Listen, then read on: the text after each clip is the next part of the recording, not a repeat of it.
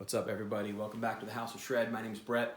I had a comment on my high gain pedal shootout video of someone saying that maybe we're curious about the lick that I was playing over and over again for each one of those pedals. This comes to us courtesy of John Petrucci and the band Dream Theater from a song called Overture 1928 off of Metropolis Part 2, Scenes from Memory. If you haven't heard it yet, you gotta just put it in your rotation and go listen to it if you're a fan of prog, or if you're just a fan of art music in general and have some appreciation for rock. I guess border on metal in parts. Here's a lick without further ado.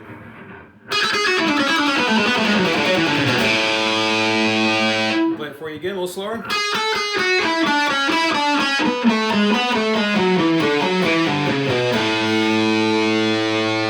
Alright, so the scale we're using today is A major, and it starts on the 10th fret of the 2nd string with the 10th, 9th, and 7th frets. And then we're going to play the 9th, 7th, and 6th frets on the middle 2 strings. And then 9, 7, 5 on the 5th and 6th. The lick ends in that A note, but instead of playing it fretted there, we're going to play the open 5th string because the song goes into an A suspended 2nd chord that's just a little easier to start with the open string. And you'll see me when I play the open 5th string, my left hand is muting the 1st through 4th, and my thumb is muting the 6th string. So if I'm a little sloppy and hitting that 5th string, it doesn't matter. I can hit all the strings and get the one note I want. And there's something to be said for playing muted strings with another note. It gives it a little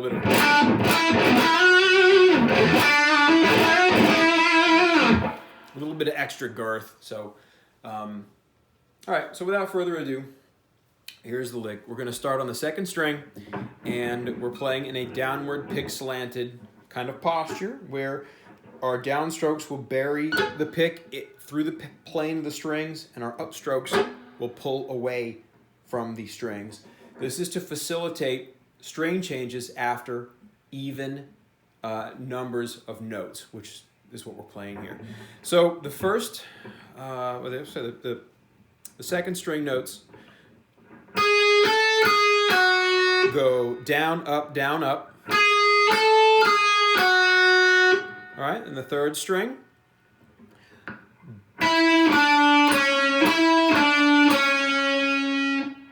It's just playing the 3 notes on that string descendingly twice, starting on a downstroke.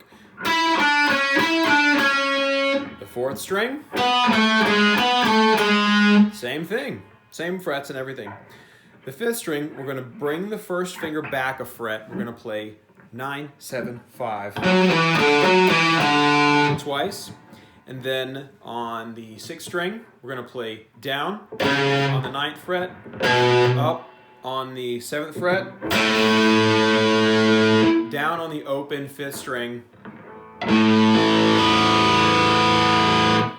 And then there's an A suspended 2nd chord, which I'm sure you are familiar with, but it's just like an A major with an open 2nd string. And I'm playing the 5th string, the 4th string, and then the 2nd. Which is, I'm pretty sure that's what he plays. He might play the... I don't think so. I don't think so, Tim. So let's go through it again. I'm going to walk through it the same way, maybe a little faster. Down, up, down, up.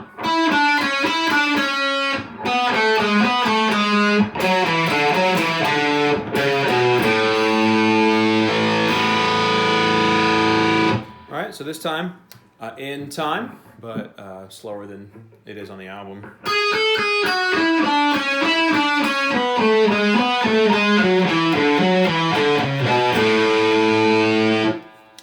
And even though we really are just playing 6 notes on one string, It doesn't really sound like that because of where the measures land, where the beats fall. The downbeat is really on the first finger notes. That's kind of accentuating those.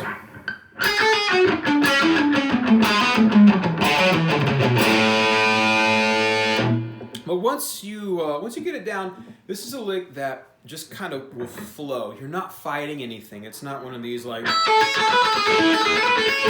where you're constantly having to get your pick over a string to avoid, double picking a string twice. Again, because of the downward pick slanting, again, the pick buries itself into this plane of the strings on a downstroke and pulls out of the plane of the strings on the upstroke. It's a lot easier to, go to really whatever string you want.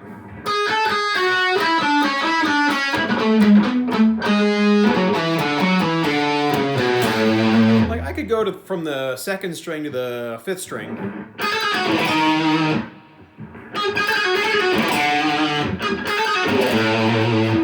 Without really a whole lot of trouble. I remember being a kid and reading guitar magazines, and information about this kind of thing was much, much less available to people than it is now. The internet has done so much for guitar players. It's been awesome. And there was always this obsession with string skipping. And, it's cool because it gives you wider intervals to deal with. But I think those guys really were missing the bigger picture back then. And, it's like, yeah, you could go back and forth between two notes and practice your string skipping all day long. But it was really, it's about getting the pick out of the strings and then back down.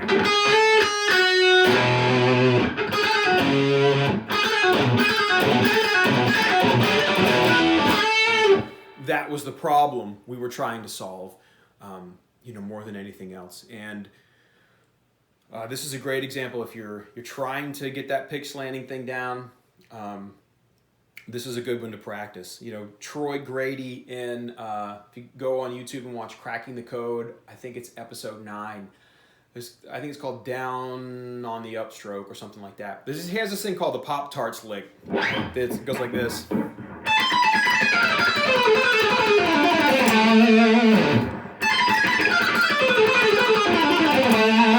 It's a very kind of Yngwie sounding.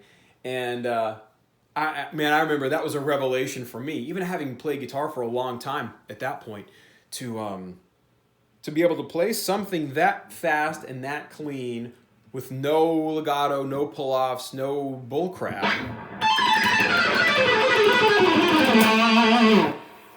And it was a revelation for me. It was holy crap, this is a real thing. This is a real phenomenon. So, and at the end of the day, I don't think it's that big of a thing to have to wrap your head around. If you're playing kind of in and out of the strings, you can come back down wherever you want after one of those out portions of your playing. And if you're not, oh crap, I just played the third string and buried my pick into the second string. My pick is already right there, ready to play the second string.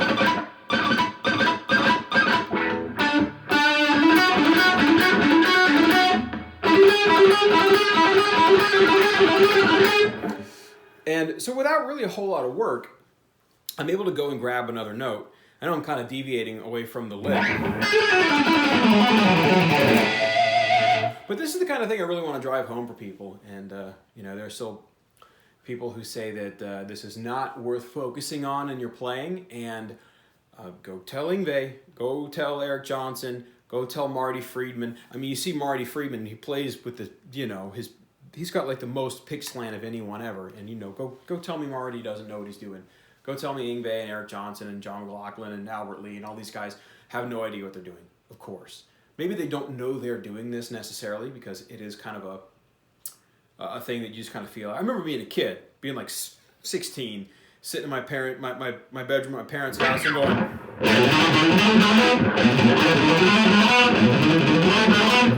just going like, no, it's cheating. I'm not just going back and forth. So I had it down when I was a kid. You know, it was something that had come naturally to me too, and I abandoned it because of some stupid dogma, some dumb rule that, you know, I'd heard some older kid talk about, or I'd read in a magazine. You know, it just, I don't know. I wish I could go back and slap myself and be like, no, man, just go with it.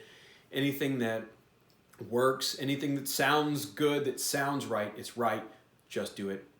Don't listen to anyone else when they tell you you shouldn't or should do something, especially if it's working for you. If it works, it works. I mean, there's no more to it than that. So anyway, I'm going to play the lick a couple more times, and then I'll quit babbling at you. I appreciate you sticking around this long. If you have. In context.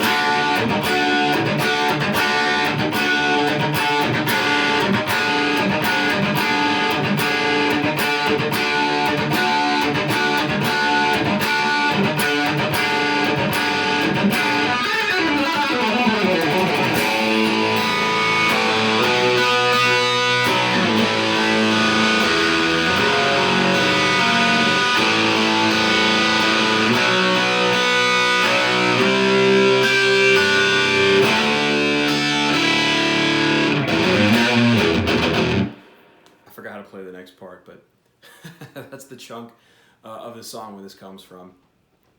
Anyway, I hope you enjoy this one. I know I kind of proselytize. I am up on my soapbox, but I'm a disciple of the school of downward pick slanting. I think you know, if you are also studying at the House of Shred like I am merely a humble acolyte like you. Your pick slanting is something definitely to think about. If you're like, hey man, what happens if I slant my pick up? Oh, well, holy crap! Then you've got the opposite effect, where your upstrokes bury the pick in the strings, and your downstrokes pull away. I don't know. Something to think about. Oh, another example of this pick slanting business. If you watch Eddie Van Halen play Eruption. And he's in this posture right here, and how could you not slant the pick against the string like that? Otherwise, you're going to look completely different. But go watch some live video of Eddie playing Eruption. I don't even know how